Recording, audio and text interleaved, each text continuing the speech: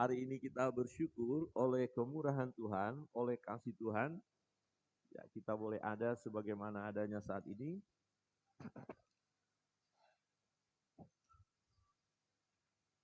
Ya. Pujian kita hari ini mengingatkan kita akan kebaikan Tuhan. Sungguh Tuhan baik dan kita merasakan menikmatinya hingga saat ini. Kalau kita melihat perjalanan hidup kita 1 tahun, seperti tadi malam kita merenungkan firman Tuhan, kita memuji Dia, tidak bisa kita balas kebaikan Tuhan. Ya hanya dengan bersyukur saja dan datang kepadanya. Ada seorang yang mengalami mujizat dari Tuhan. Dia mengalami kesembuhan yang luar biasa. Dia mengalami lawatan Tuhan dan yang dia lakukan adalah ketika dia melihat bahwa dia mengalami berkat Tuhan, mengalami mujizat, mengalami kesembuhan. Yang dia ingat adalah Tuhan dan yang diutamakan adalah Tuhan dan yang dilakukan adalah datang kepada Tuhan, tersungkur di kaki Yesus. Tetapi ada yang juga sudah mengalami mujizat Tuhan, mengalami kesembuhan, tetapi mereka tidak datang kepada Yesus. Kemudian Yesus bertanya, bukankah yang 9 itu juga sembuh? Di mana mereka yang 9 itu? Kok hanya yang 1 ini yang datang? Tema kita hari ini, di manakah yang lain? Di mana yang lain? Kira-kira begini, hari ini tanggal 1, 2023. Tahun yang lalu secara puncaknya adalah Natal. Natal, gereja penuh. Amin. Bahkan sampai di luar. Bahkan bisa pakai tenda dan lain sebagainya. Kemudian di tanggal 1 kita lihat gedung gereja. Dan kita mau lihat kiri kanan. Di mana yang di sebelah saya kemarin? Di mana yang lain? Nah, sebenarnya ini mengingatkan kita akan keberadaan kita tentang kesetiaan Allah dalam hidup ini. Secara manusia kita lemah. Ya, kita tidak setia, tetapi Tuhan mau supaya kita setia. Tuhan mau supaya kita utamakan Dia lebih daripada yang lain. Lebih daripada sesuatu yang kita butuhkan. Lebih dari hanya kesembuhan, mujizat, pertolongannya. Lebih dari situ Tuhan mau supaya kita datang kepada Dia, mengutamakan Dia. Tuhan bertanya, di manakah yang lain? Firman Tuhan di dalam Lukas pasal 17 ayat 17. Lalu Yesus berkata, bukankah ke-10 orang tadi semuanya telah menjadi tahir? Sudah tahir karena masalah mereka adalah kusta. Kusta identik ada karena dosa. Jadi dosa perlu ditahirkan, perlu disucikan dulu mereka, kemudian akan sembuhlah. Akan tahir mereka, bersih. Dan 10 orang itu tahir, bersih dan sembuh. Ya. Bukankah ke-10 orang tadi semuanya telah menjadi tahir? Di manakah yang 9 orang itu? Kita nggak ngerti di mana mereka. Tetapi yang kita tahu, kita 1 orang. Ya, gambaran 1 orang yang datang kepada Tuhan itu adalah kita, saudara dan saya. Amin. Coba lihat kiri kanan, ternyata saudara yang 1 orang itu. Haleluya. Nah, kita menarik apa berkat yang didapatkan oleh 1 orang ini dan yang tidak didapat oleh yang 9 orang. 10 orang mereka yang penyakit kusta memang mengalami lawatan Tuhan, mujizat sembuh. Tapi ada sesuatu yang tidak dimiliki oleh 9 orang itu. Hanya yang 1 orang yang memiliki. Ya, yang 1 orang itu mendapat pujian daripada Tuhan. Dan juga yang 1 orang itu diteguhkan bahwa dia tidak hanya saja mengalami kesembuhan secara jasmani, tetapi juga mengalami keselamatan daripada Tuhan.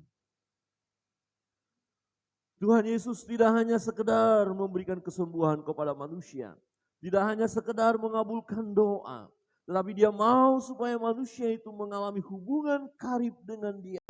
Yesus mau supaya manusia itu mengalami keselamatan. Yesus mau supaya manusia menyembah dia. Dan itulah yang dilakukan oleh satu orang, satu pribadi. Bahkan disebut dia adalah orang Samaria. Ya, pengertian orang Samaria. Orang yang tidak diperhitungkan secara rohani. Seringkali dianggap, oh ini enggak punya iman. Ini orang berdosa. Tetapi justru orang Samaria itulah yang datang kepada Yesus. 10 orang kusta ini ya mengalami pergumulan. Kita tahu kalau kusta tidak boleh dekat dengan orang. Ini harus diisolasi, tersingkir. Dan mereka merasakan tekanan bukan saja secara jasmani, tetapi secara spiritual juga mereka tertekan. Karena dianggap itu orang berdosa. Itu sebabnya kalau mereka berjalan, mereka tidak boleh pakaian bagus. Harus compang-camping. Kemudian mereka harus berteriak, kusta, kusta, kusta. Supaya orang menyingkir. Jadi mereka harus kasih tahu informasi bahwa mereka ada dan mereka menyebut dirinya si kusta. Orang yang berdosa, orang yang dikucilkan, orang yang tidak punya pengharapan. Dia mengalami kesedihan, anak istri tidak boleh dekat, sahabat tidak boleh dekat.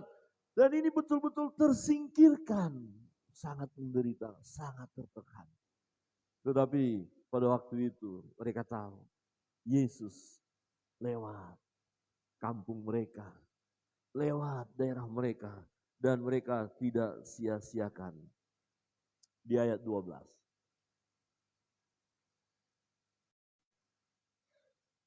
Ya, di ayat 12 firman Tuhan berbunyi demikian. Ketika ia, yaitu Yesus, memasuki suatu desa, datanglah 10 orang kusta menemui dia. Mereka tinggal berdiri agak jauh, tidak boleh dekat-dekat, harus jauh. Ya, dan berteriak supaya Yesus dengar, karena jaraknya jauh. Mereka berteriak, Yesus Guru, kasihanilah kami. 10 orang kusta yang menderita, yang tertekan. Dari kejauhan berteriak kepada Yesus, Yesus Guru, kasihanilah kami. Dan teriakan ini didengar oleh Yesus. Yesus menanggapi mereka. Yesus mau memberikan sesuatu yang baik dalam hidup mereka. Di ayat 14. Lalu ia memandang mereka dan berkata. Yesus melihat 10 orang kusta itu, memandang mereka. Yesus tahu pergumulan mereka. Yesus tahu penderitaan mereka, persoalan mereka. Dan Yesus tahu juga bagaimana mereka serius juga berdoa, serius berteriak, serius minta kepada Tuhan Yesus supaya mereka disembuhkan. Yesus tahu itu. Yesus memandang mereka. Lalu ia memandang mereka dan berkata, pergilah, perlihatkanlah dirimu kepada imam-imam. Dan sementara mereka di tengah jalan, mereka menjadi tahir. Ada ujian yang mereka hadapi, ujian ketaatan. Oh, Yesus tidak berkata, sekarang sembuh. Tidak.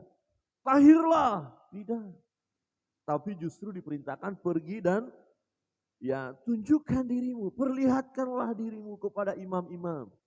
Nah ini penyakit kusta. Kalau sembuh baru saya bisa datang kepada imam.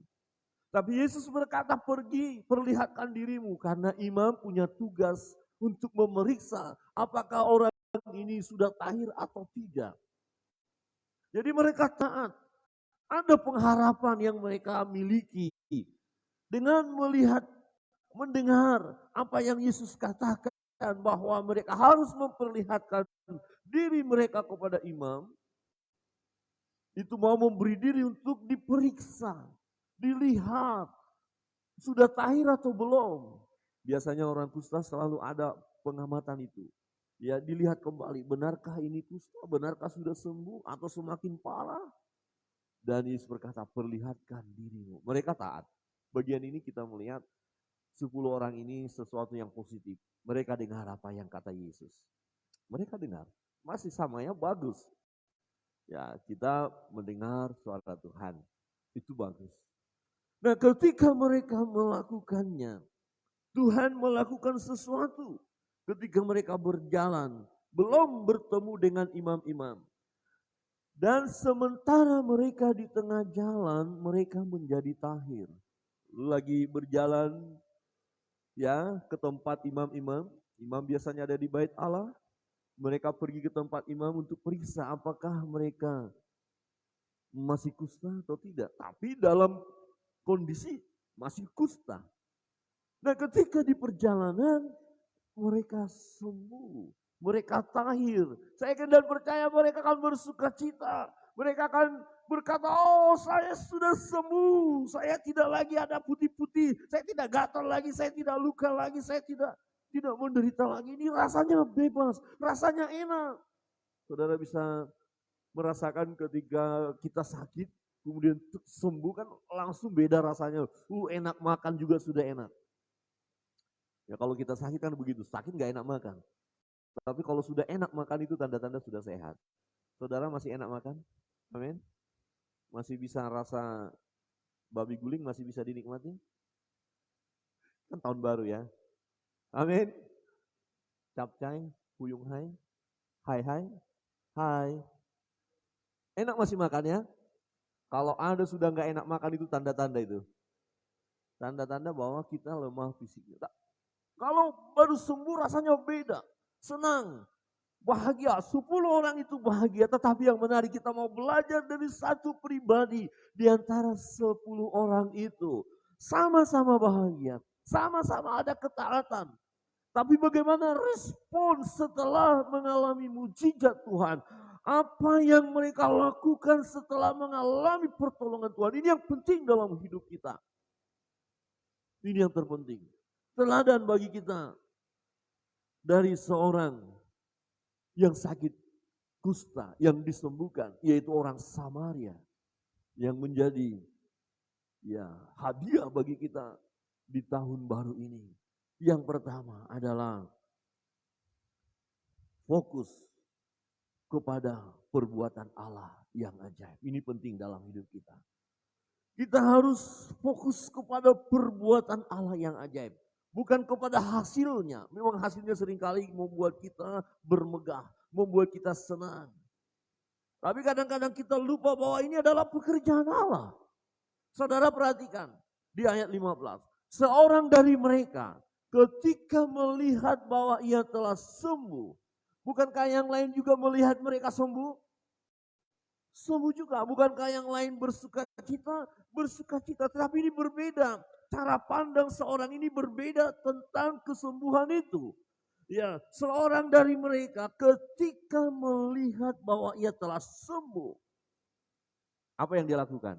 Kembali sambil memuliakan Allah dengan suara nyaring.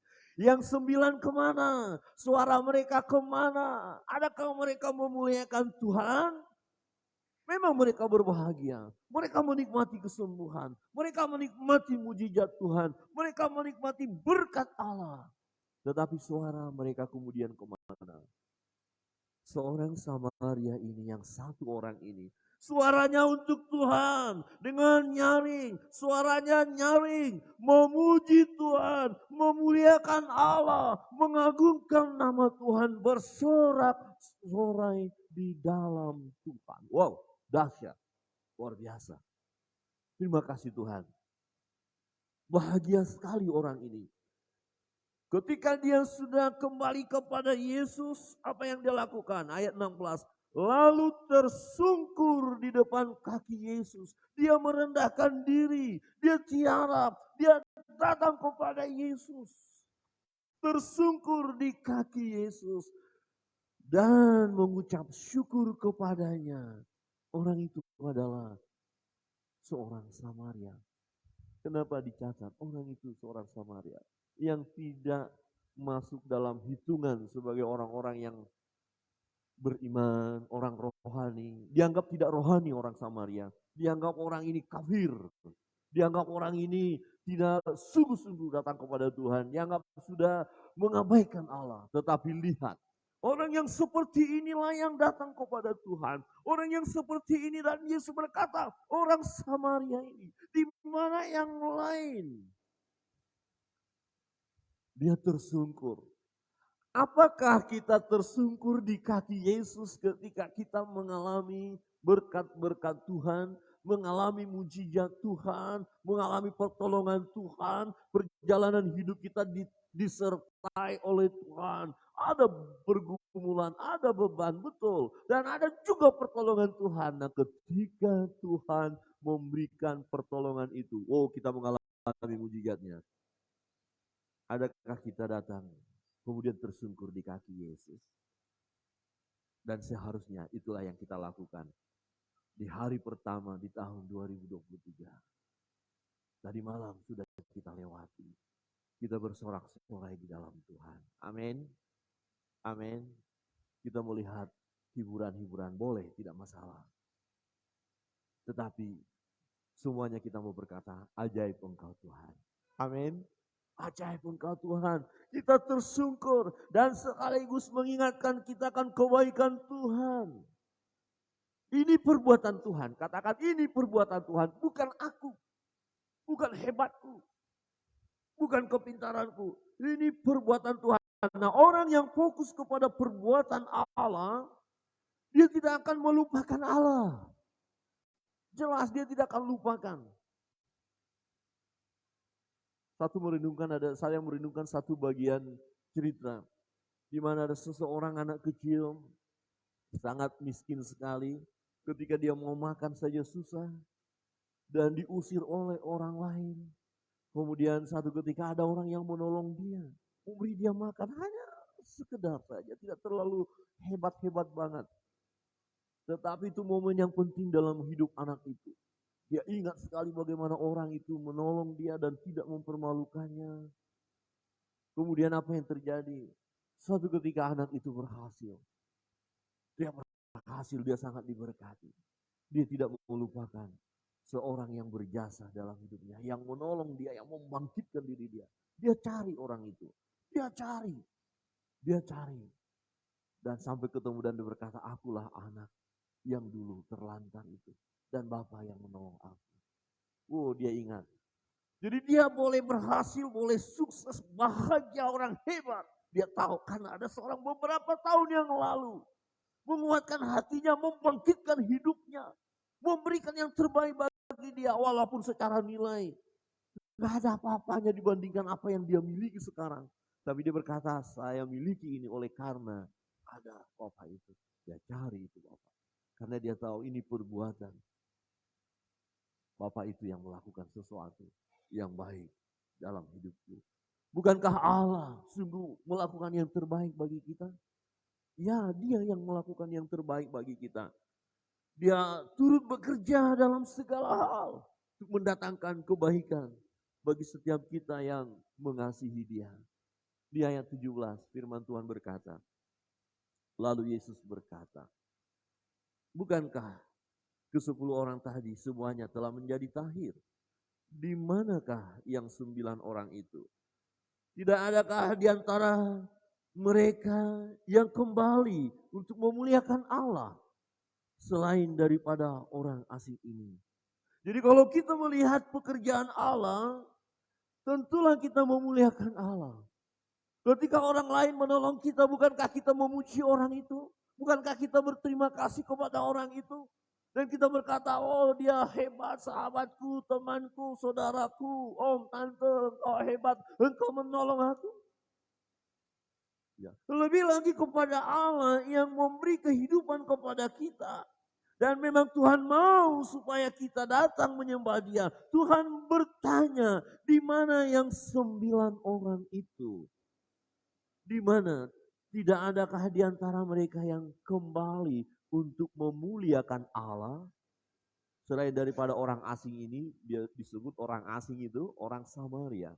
Memang antara orang Yahudi, ya orang Israel, ya orang Samaria, orang Yahudi, Yehuda, suku Yehuda, ya menganggap orang Samaria ini orang asing, ya sudah jauh dari Tuhan.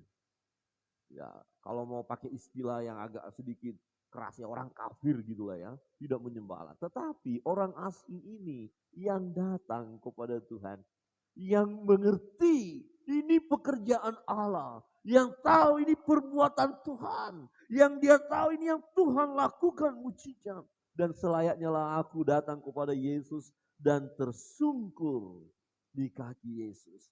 Dan itu yang mau kita lakukan hari lepas hari. Amin. Itu yang kita lakukan di hari pertama di tahun 2023.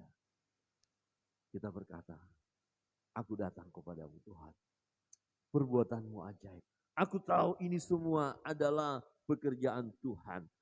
Manakala kita fokus bahwa segala sesuatu yang kita alami adalah perbuatan Allah yang ajaib, maka kita akan datang kepada Dia dan memuji memuliakan Dia.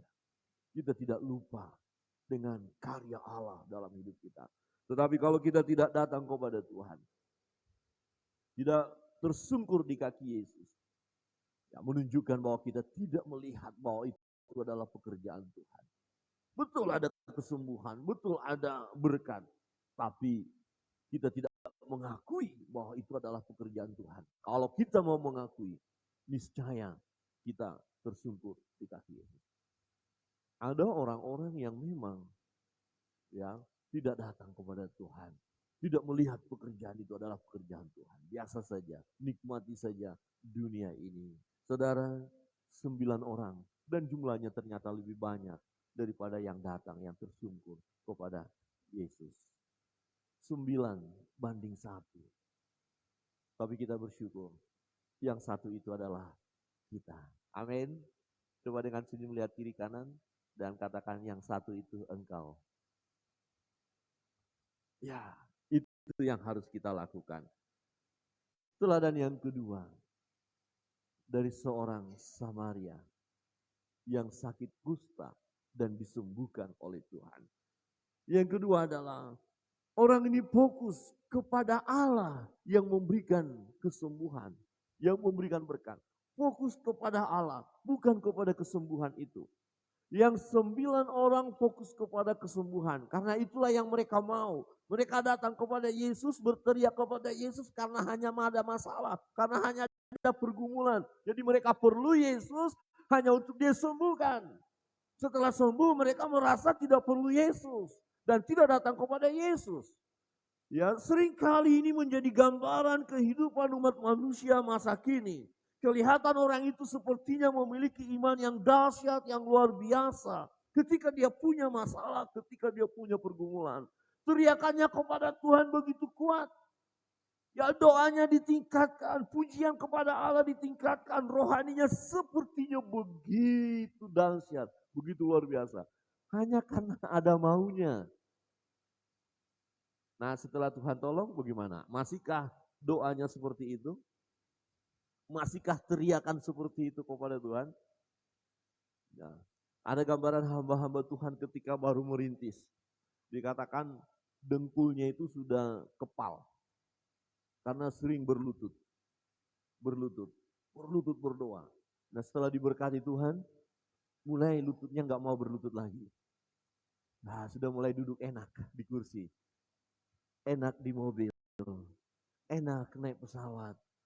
Kaki sudah tidak lagi melangkah dari rumah ke rumah, dari desa ke desa. Dia sudah santai, enak, nyaman. Dan kemudian terseretlah oleh gaya dunia. Ya. Tadinya kita mulai dalam keluarga rumah tangga yang hidup sederhana. Doanya begitu mantap, luar biasa. Tapi kemudian berkat-berkat Tuhan mengalir. Semakin mengalir berkat Tuhan, jam doa semakin berkurang. Bahaya itu. Ya. Martin Luther pernah berkata, ketika pelayanannya semakin sibuk, dia semakin meningkatkan jam doanya. Karena akan bisa berbahaya. Ketika kita semakin diberkati, semakin berlimpah. Kalau kita tidak semakin mendekatkan diri kepada Tuhan, hati-hati. Kita bisa jatuh total, hancur berantakan. Karena kekuatan kita lemah jadinya. Tidak ada pertahanan lagi. Saya senang satu ilustrasi yang disampaikan oleh seorang hamba Tuhan. Ya, dia katakan dia melakukan perjalanan dari satu kota ke kota lain naik kapal. Ya, katakanlah kita dari Bali naik AU. Ya, naik AU. Waktu baru berangkat itu tenang, tidak ada gelombang. Bagaimana cara Bapak Ibu Saudara berjalan di atas kapal ketika tidak ada gelombang? Begini? Pasti enggak, pasti santai aja, biasa-biasa saja. Tidak begini. Saya pernah kerja di kapal, jadi jalannya begini. Ya, jadi begini santai-santai saja. Lenggak-lenggok slow jalan-jalan. Tiba-tiba ombak. Tuhan nih, baru berteriak. Tapi coba baru mulai berangkat. Ya, lepaskan tali, tapi sudah mulai ombak. Saya yakin dan percaya semua akan begini. Dan sampai di tujuan tidak akan ada yang jatuh. Karena dari awal sudah pegangan. Pegangan nak. Bang, pegangan. Jadi nggak jatuh. Karena sampai tujuan itu memang wah ombaknya gede nih. Jangan main-main. Tapi karena tenang awalnya nggak diduga kalau tiba-tiba ada ombak loh. Halo, ombak itu tiba-tiba bisa datang loh. Coba lihat kiri kanan dan katakan ombak bisa tiba-tiba datang. Oh, kalau naik mobil apakah nggak ada ombak? Ada lubang-lubang. Saya kalau naik mobil pernah ibu pendeta, kita pelayanan ada di belakang sama ibu Fabri di belakangan, kemudian ibu di tengah. Saya nggak lihat ada lubang, saya tabrak, lompat ini. Kena kepala, saya bilang ombak.